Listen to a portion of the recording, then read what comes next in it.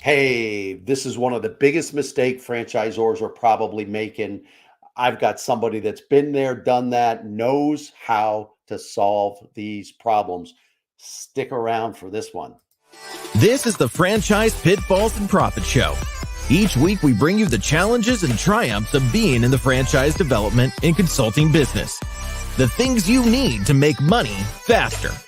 And now your host, one of the most successful franchise developers in North America, Don Shin.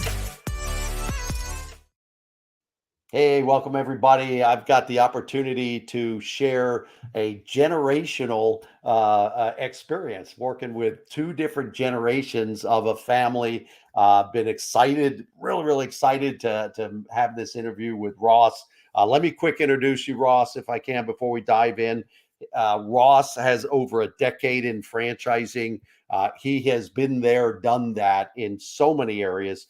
He's been a franchisee, an area developer, a franchisor, an investor. He's been a supplier. He was with two very large brands, Massage Envy and European Wax. And he and his family had one of the largest, if not the largest, area development organizations in the country. I think that was with Massage, probably, or was that with European Wax, or maybe both? Largest in both brands. Awesome. So today he's launching a company that is addressing really one of the real hidden problems that people are either not willing to admit they have it, or it's really a problem and they truly don't know how to solve it. So I'm so excited that Ross has been willing to invest some time with us today, because we're going to go after, we're going to put the spotlight on it, and we're going to talk through that challenge. But I worked very closely with Ross's dad and uncle, and just awesome experience. One of my favorite relationships in life and business. And so anyway, Ross, thanks man for being with me. Yeah, it's a pleasure. Thank you for having me on, Don. Yeah, I'm excited. So let's talk just before we dive too much into the topic today. What I always like to do, because people love to hear how and why people got into the business, and we've got this really cool generational thing going on. So I know, obviously I know a lot about how your dad, your uncle built their different master organizations, but talk to me a little bit generationally, how your dad brought you into the business, and just share a little bit of that story, if you don't mind. Yeah, it's funny because I have a memory of something that hadn't come up for me for a long time, but 20 years ago, I was still in high school, and the very first exposure that I got to franchising was I was actually doing on the very original LinkedIn platform, prospecting for Action Coach. I was sending potential coach franchisees to other Action Coach master licensees for them to engage as prospects. And that was my first exposure to franchise. I didn't remember that until very recently, but it started kind of as a trickle like that. I had that little side hustle. And then as my family got involved, my father and uncle opened the first Massage Envy in the Northeast. And that was also during high school. So I was starting to get exposed to the brand very early on, and watching them start when that brand was pretty much in its infancy still. Sure was. And I had a failed stint working at the front desk there. Definitely not cut out for that work. That was part of my education, and realizing my strengths and weaknesses. And it was always a curiosity of mine. I always loved the idea of getting into business with my dad. I admired him from when I was very young. And so I kind of was primed for that. And once I got out of college, I ended up doing a stint in New Jersey, working in startups in the environmental space. And that was very interesting. But the sirens call definitely brought me back to Arizona, where my family had moved by that time, to help them build out both the Massage Envy and European Wax organizations. So I jumped in with them, really starting as helping them manage the RD organizations at that point from the very beginning. That's awesome. That's awesome. And I was always impressed. I joke about you see husband and wife teams in business together and stuff, and I always joke about, yeah, my wife and I would have killed each other probably. Been a Yeah. double homicide if we'd have ever done that in earnest. But I was always so impressed with how your father and your uncle worked so well together, and yet it was a family business. So how did that work? Is working for your dad, working for your uncle? Just build on the story a little bit. How did that work? From Because folks are going to be really interested in this family side of the business. And you and I didn't talk about doing this, but it just kind of, I thought it was Yeah, to start off with. So definitely. I think it is a curiosity for a lot of people. The way I think that it worked well was that everyone had what they were good at, and they were able to focus on that thing, and each person had that understanding of what's in my bucket that I need to take care of, and what's somebody else's. Just like any good company, you have a good separation of duties. At the same time, I think franchise was very helpful, and this was always something that my dad had shared with us, which was franchise is very modular. It's not like you're building one family company where it's one entity and it gets really big and it's impossible to chop it up. In franchise, you can be owning multiple regions, multiple locations, yeah. and those are each typically formed with their own LLC, and you could have different ownership structures. And that flexibility, I think, also lent itself really well to making something work that was multi-generational and letting people kind of carve out what they were interested in being a part So, of. yeah, thanks, Ross. Sorry to cut you off there. So, how many states, how many territories did you? And I assume in most of the territories were by state, but how many territories did the family ultimately own? Of between the two franchises. I think it was 7 different states for Massage Envy and 9 for European Wax Center. So it was Wow. a lot of it was concentrated in the East, and the Midwest was like New York, New Jersey, mostly Long Island, Northern Jersey, Ohio, Kentucky, West Virginia, Indiana, and then Arizona and Nevada. Because by the time we moved out for European Wax, we grabbed those territories as well as RDs. And you were still living for a while on the East Coast then, versus the family. I had a little intermission after college for about a year and a half back in New Jersey, and I was staying at Bob's house when he was still in New Jersey, and then we eventually everybody migrated west and Okay, made okay. it back out here. Yeah, So very very interesting again for the audience. This working out of the states that you owned, or you did live in one of the states that you owned, but also the majority of your business was not in the states that you own, or where you lived. yeah, So that, boy, I probably have to have you and your dad back for that conversation. sure. Yes, um, we'll have to talk about it. yeah, yeah. So, and that would be that we have to do that. That'll be a fun kind of the generational conversation, as well as successful masters. But let's get Yeah, into to today. Sorry about that. sure, sure. Um, I'm really excited. So you were a store manager, correct? I was attempting when I was young to manage managers, and I think that was a big learning experience for me.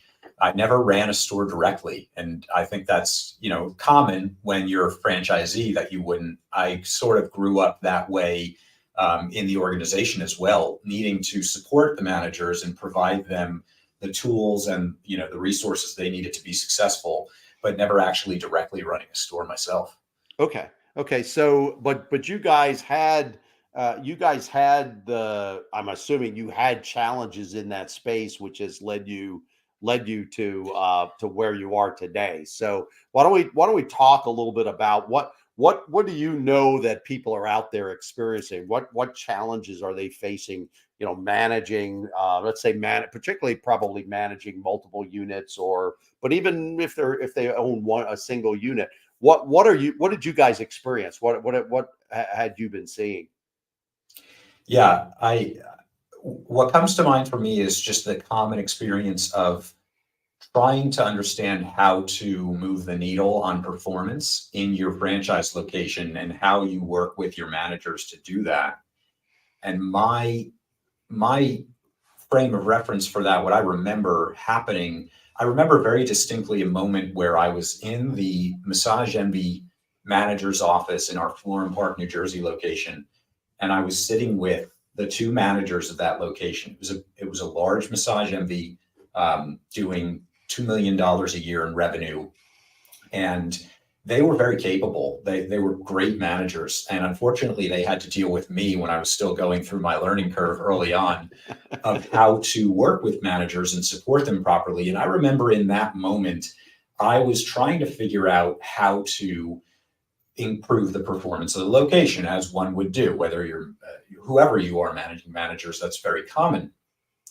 But I did not have the understanding of how to do it. I fell into a very common trap around numbers and ended up making things worse. I was doing things that are pretty common, I think, in franchise to try to goose numbers, where you're either changing pay structures, or you're talking about needing to do more training, or contests and incentives. And these things end up happening in the business that are unintended consequences of that. Like contests and incentives they're a great sugar high, but they don't have a long-term impact. Or you change pay, you're moving someone's cheese. It's a lot of disruption in the business. It doesn't necessarily turn into improved performance.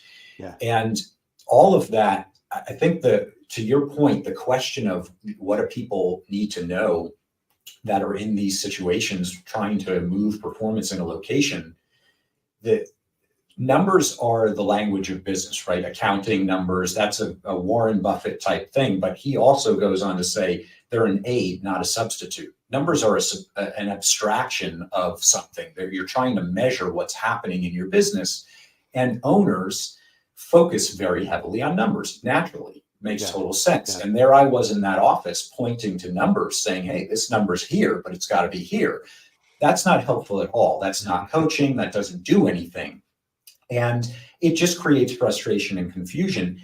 And one of the most insidious things that I think happens in that is it's shadow of the leader and it's learned behavior. When as an owner, your only conversations are about numbers.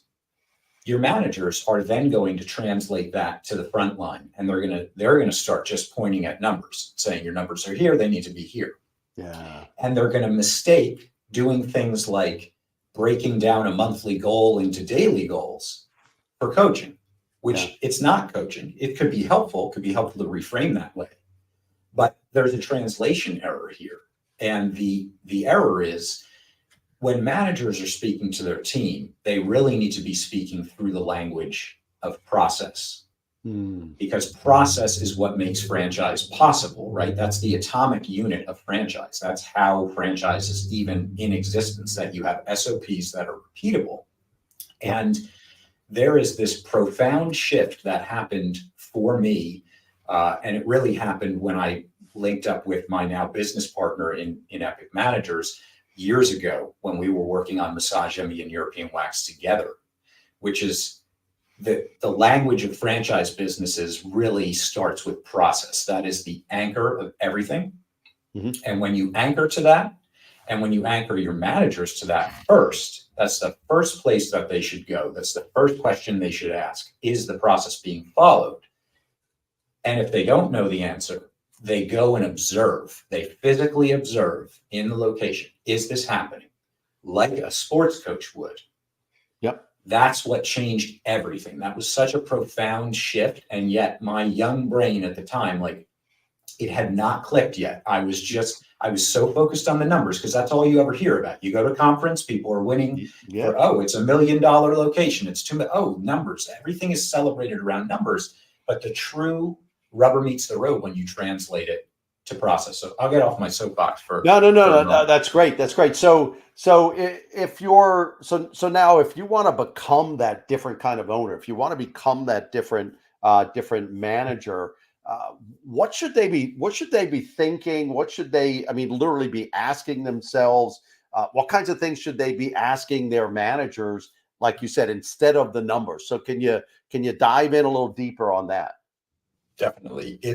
So one of the concepts that we think about a lot is the doom loop. This is a Jim Collins concept from Good to Great. And he outlines this loop where you'll see disappointing results, and then you'll analyze and react to those, and you'll make some change. You change direction, you change people, you're changing pay structure, you're doing a new incentive. You feel, I got to do a team building event. We need more training. Let's make this more competitive. We need more accountability, right? That's like such a common thing, which then usually just translates to managers yelling at people, which never actually is productive. Right.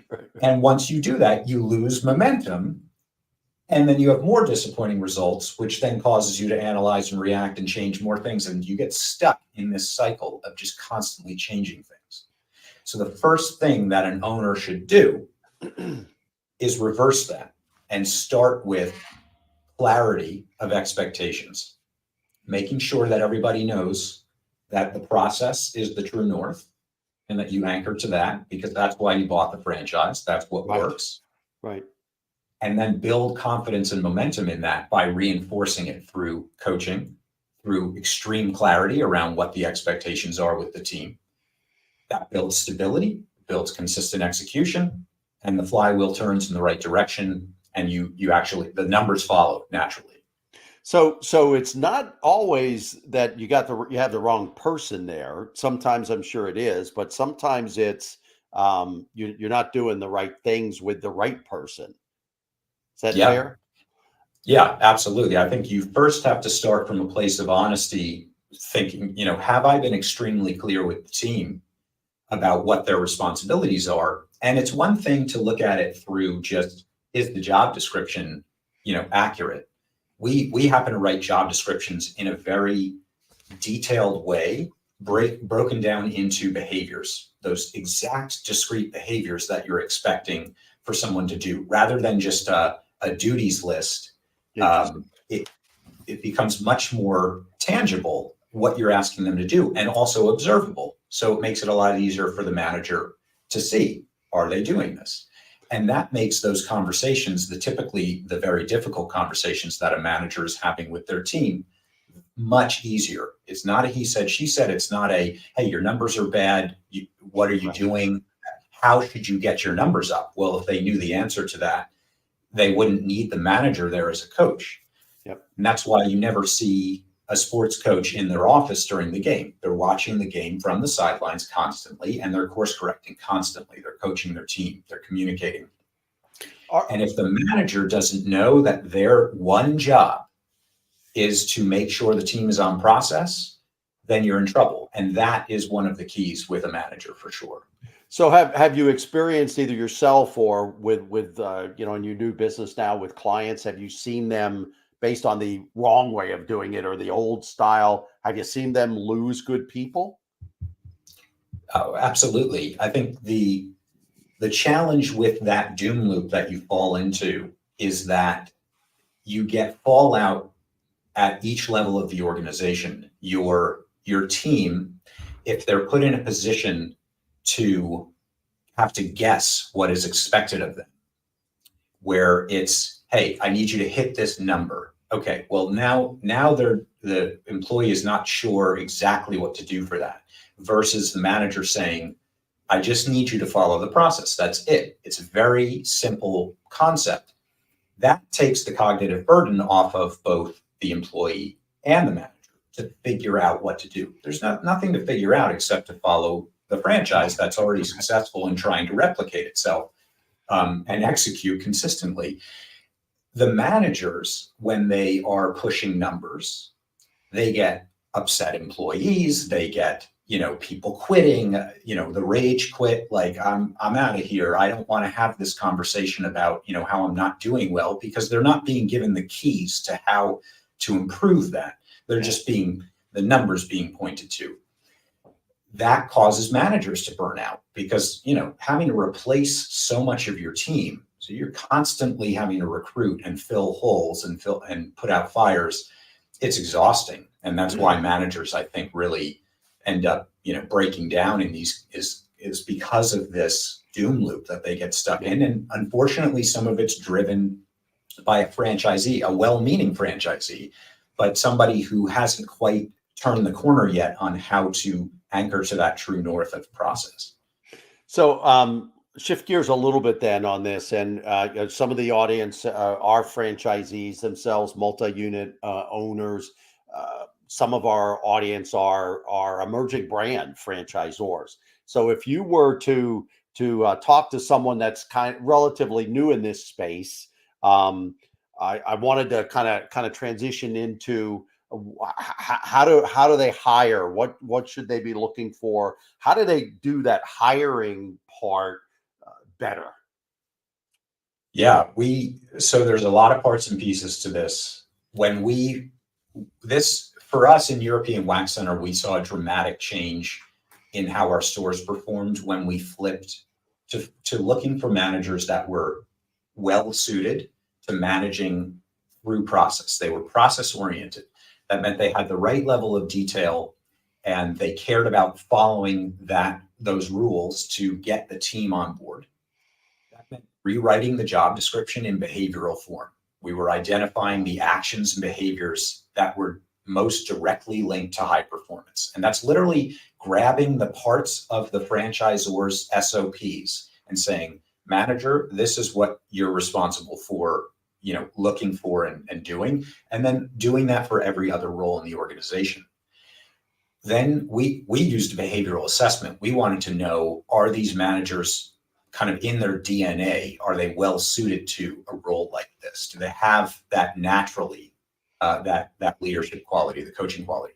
We reoriented our interviews around behavioral questions, top grading type questions, tell me about a time when, and let them prove that they've been through that, like you like to say, been there, done that. They've been through these situations before, and they've demonstrated success.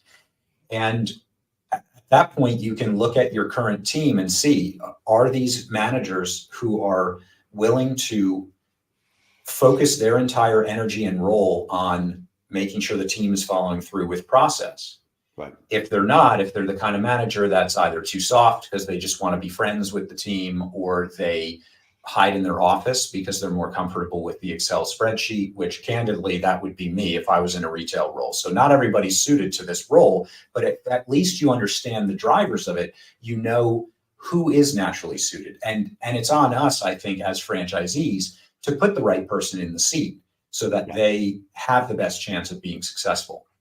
Yep. So I'm gonna, the name of my show is Franchise Pitfalls and Profits. So we've been talking about the pitfalls, but I don't want anybody to walk away from viewing our interview today and say, well, that's all nice, but that's a little too soft and too fluffy.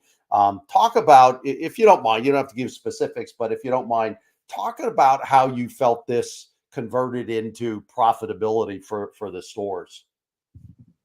Yeah. So there were kind of two hits to this. One was the longer that you manage through process orientation and the more consistent you are with that, you get compounding returns because your employees are staying longer. It's a less volatile environment. You're not changing pay structures all the time. You're not doing new incentives and contests. You start to anchor your business to the key drivers. And that, with our managers, we did something very important, which is we decided we're going to pay them very competitively, very well.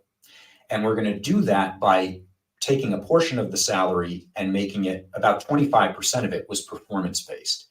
And we made sure it was tied to the main KPIs of the business and ones that couldn't be gamed. That's a whole other conversation.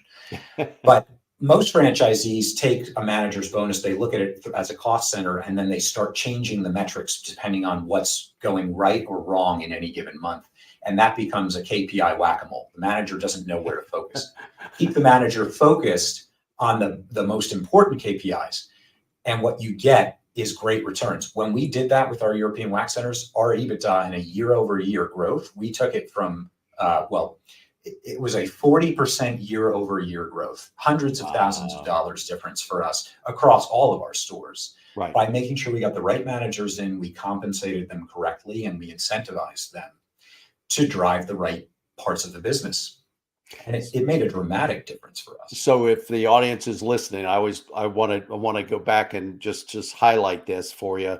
If you're listening, you have a single store or you're multi-unit, it was a 40% increase. Do your own numbers, but take that 40% and recognize that this just isn't touchy-feely about employees and so on. This converted into real numbers, real dollars, real profits. Ross, I got two last questions as we kind of bring things to a close. Talk about now what you're bringing to the marketplace yourself. Talk about Epic Managers a little bit, because I just find this fascinating. So give us a couple minutes on that, and then I have one other final question. Yeah, so I think all good operators know in franchise that when you have a great manager, your profits go up, your turnover goes down, and your sanity increases. It changes your entire experience with your business. But it's hard to find good managers. Yeah. The interview process is an ever-changing landscape of what the next generation is looking for. It's a very fast-moving market now. It's not the kind of thing where I'll call you back in a few days. You got to be Johnny on the spot with great candidates. They're few and far between. And we struggled with that ourselves, finding great candidates. And we felt like this is an area that needs to be solved, because having that great manager is such a key part of a location doing well, that if you don't have that person in place, it doesn't matter how good of a methodology you have to run your businesses. And so we're just determined to solve this. We've created, through building our own processes to find great managers, we've created a pretty elaborate process whereby we have a done for you service to find top talent managers for unit and area level franchisees. We work with a lot of multi-unit franchisees, and we're really wanting to solve this issue, this gap in the marketplace of being able to reliably find great talent. That's awesome. And again, I'll go back to the 40%. It is more than going to be worth it not to have to cycle through several different people. Working with Ross and epicmanagers.com, you're going to have a fast ROI on this. I'm confident. So awesome, Ross. So last question. I always ask this question, and it is simply that the audience. You shared a lot of information, and is there anything else that, as you were preparing to share today and join me, anything else you want to leave about what you guys do, about the things we've talked, or about franchising? Is there anything else that if you left after here talking to me, you go, oh, I wish I'd have said that? Any final thought for our audience? Yeah, I do always kind of leave it with this, which is we're just as passionate about helping great managers find great jobs as we are helping franchisees find great managers. And we think it's a shame this is part of the economy that is so important, and yet, is an unsung hero, right? There's so much work that's done at that service level, the retail level, and the managers deserve great jobs as well. Right. And Epic Managers is just as much about that. We think that if you can solve the problem from both sides, that's the strongest solution possible. So we're pretty passionate about getting this right, and we're going to keep working on it till we do. Awesome. All right, Ross, thanks, man. Again, audience, epicmanagers.com if you want to hear more about this, and I hope you got a lot of value. And Ross, thanks for pouring into the audience. I appreciate you. My pleasure.